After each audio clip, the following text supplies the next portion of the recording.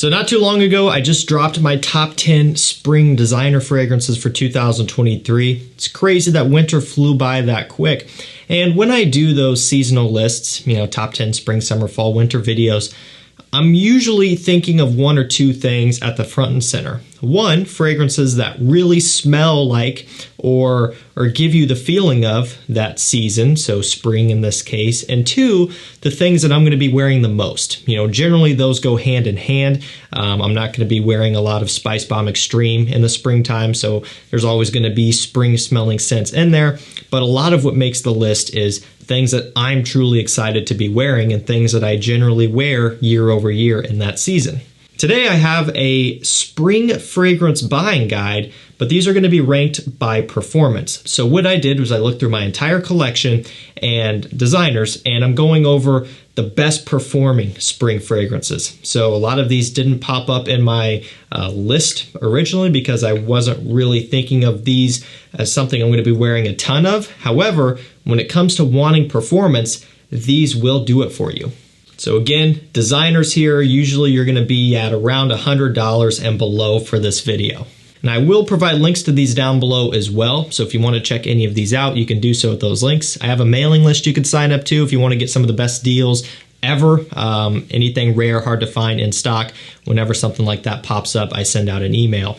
Also, I'm on TikTok now. My fiance is primarily going to be in charge of running that, so she's going to be doing some exclusive content that you'll only see over there, trying to bring you guys some short form stuff if you have any sort of interest in that. We're kind of getting that going. Nothing's changing here on YouTube, still going to be long form stuff, right? But over there is where you can kind of catch some of the stuff that you can't get anywhere else.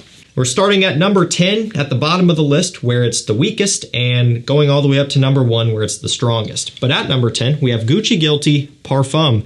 New as of a couple years ago at this point. Currently the newest Gucci Guilty flanker, if I do believe so. This one's got orange blossom, there's musk, there's some citruses in here, some juniper, so aromatics, fruity, sweet, citrusy, musky, clean.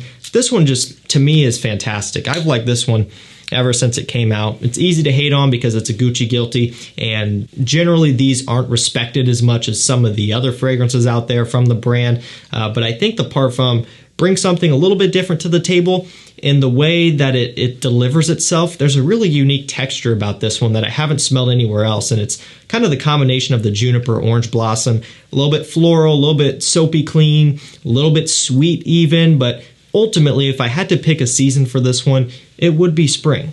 Now, it is at the bottom of the list. Even though it is a Parfum, it's got decent performance all around, decent.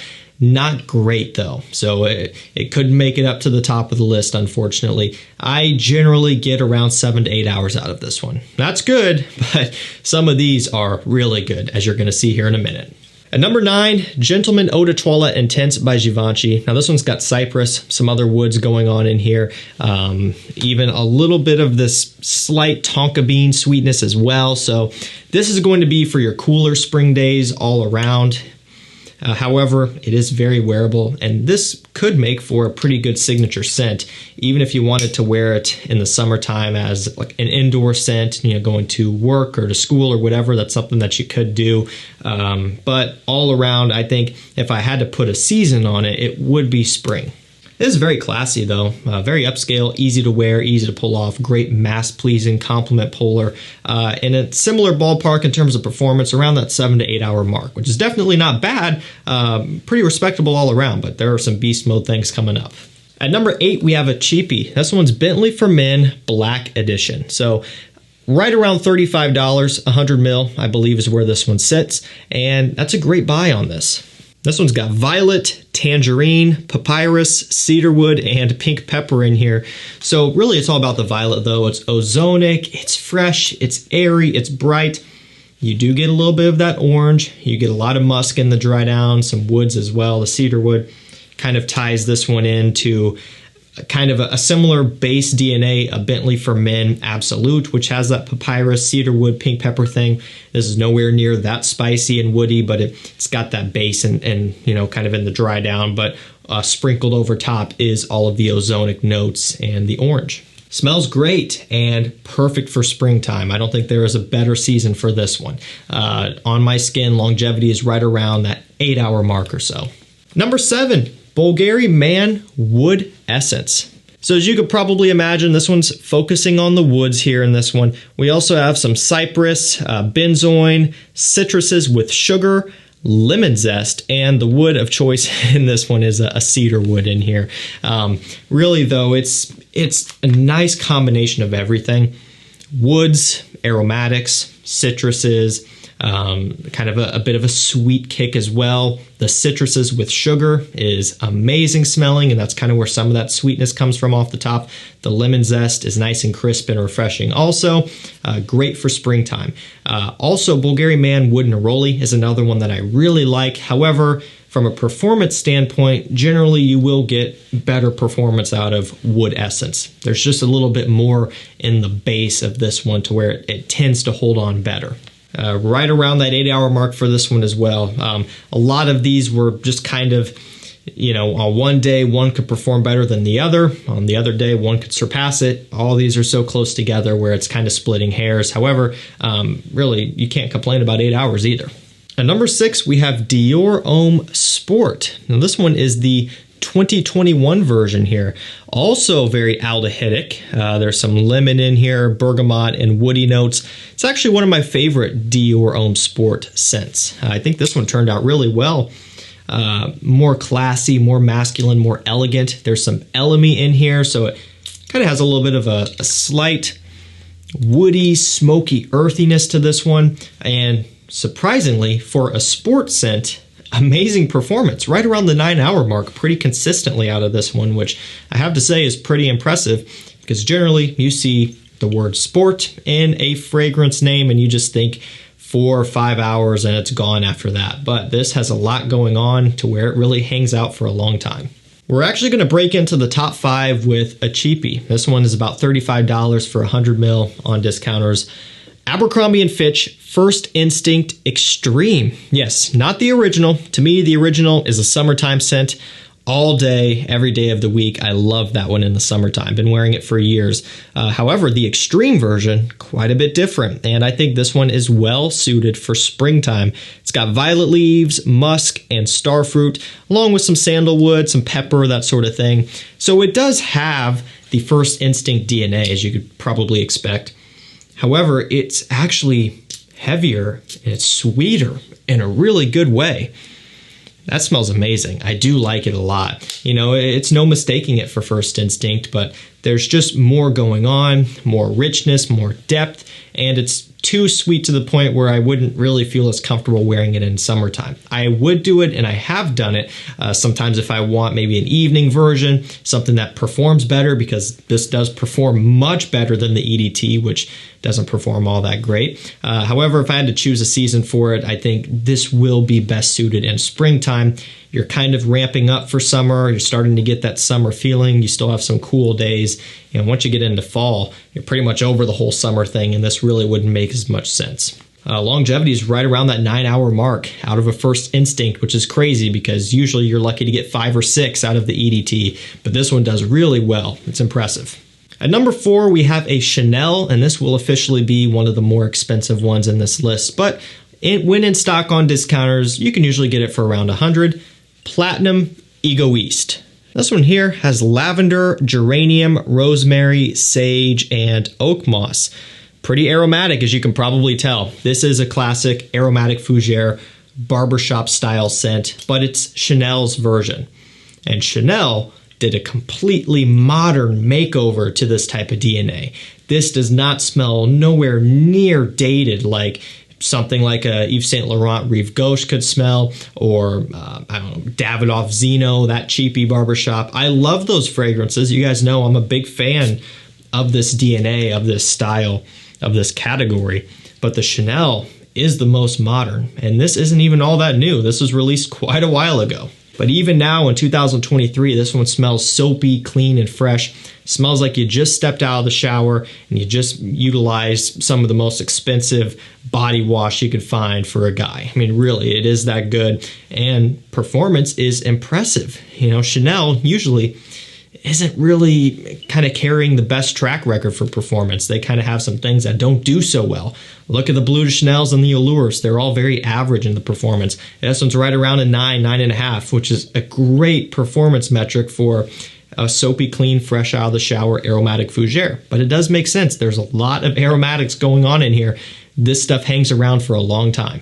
At number 3, we have Brioni, Eau de Parfum, and Tints. This one has apple, tangerine, oud, and patchouli. So might throw you off a little bit seeing those last 2 notes, and you're probably thinking, oh, it's a winter scent. There's no way this can be worn in the spring, winter, winter, winter. Sometimes, guys, that just isn't how it works, because this one, when you smell it off the opening and the dry down even, this has been sitting unsprayed for a while, and you're just picking up on it. You're off the atomizer, not even getting any of the true top opening experience. You get a lot of that apple. There's a ton of apple, okay? A lot of it. I'm trying to emphasize that as much as I can because there is no escaping it here. You do get some of that tangerine, kind of an orange fruitiness to go along with that apple, so it's sweet in a fruity type of way, but then there's a lot of balance from the oud and patchouli. The oud is nowhere near challenging, nowhere near daring, very designer level, very entry level. The patchouli gives off a little bit of a kind of a green earthiness. There's some aromatics in here as well. Personally, I think spring is the perfect time for this one. I definitely wouldn't wear it in summer, okay? I just think this would be a little bit too much. Similar deal. I just don't see this being well suited for fall. Fall, you're getting out of the bright season and going into the darker time of year where everything really cools off and gets dark at 4 o'clock, right? This just kind of has a positive, bright outlook about it while still maintaining some depth and some richness for a chillier spring day. That one also right around the 9.5 hour mark for longevity. Really good. Number 2, Dior Homme 2020 edition. Very popular, very much a hyped up scent, and I do think it deserves it at the end of the day.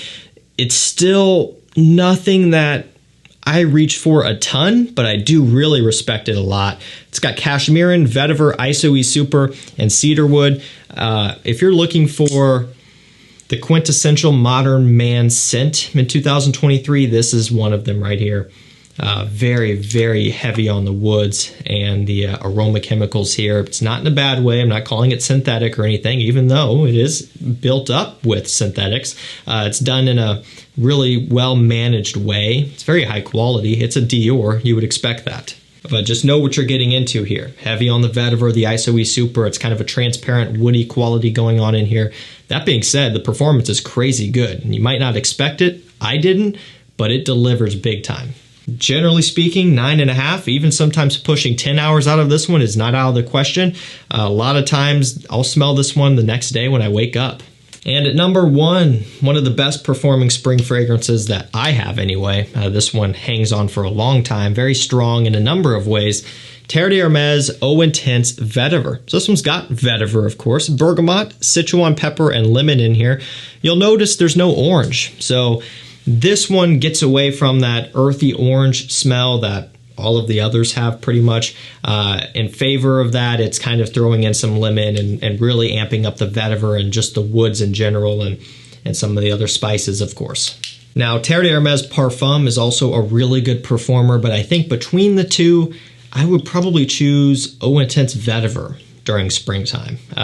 Really, the Parfum, it's super classy, and most of these can be worn anytime. It just doesn't really matter all that much. However, I think this one really does have kind of a springtime smell about it. Eau Très Fresh, Eau Givray are amazing. They don't perform as good as this one, and I would probably rather wear those in the summertime anyway. I think Eau Intense Vetiver is the perfect choice for spring. And this is every bit of 10 hours. You know, this one really holds on kind of in the final stretch there. The woods in this one will just stick around for a long, long time. So great performance out of this one. And on discounters, it's actually pretty reasonable. You get a lot for your dollar here. Great quality, great price, great performance, great smell. It's a bit unique. This is great stuff. That's going to do it for me, guys. My spring fragrance buying guide based on performance, starting from the weakest to the strongest. And links will be down below. Deals will be on my mailing list if you want to subscribe to that. And if you want to see some short form content, head over to TikTok. What does it hurt? Thank you guys so much for watching. Stay safe, stay healthy. We'll see you tomorrow with another one. Take care.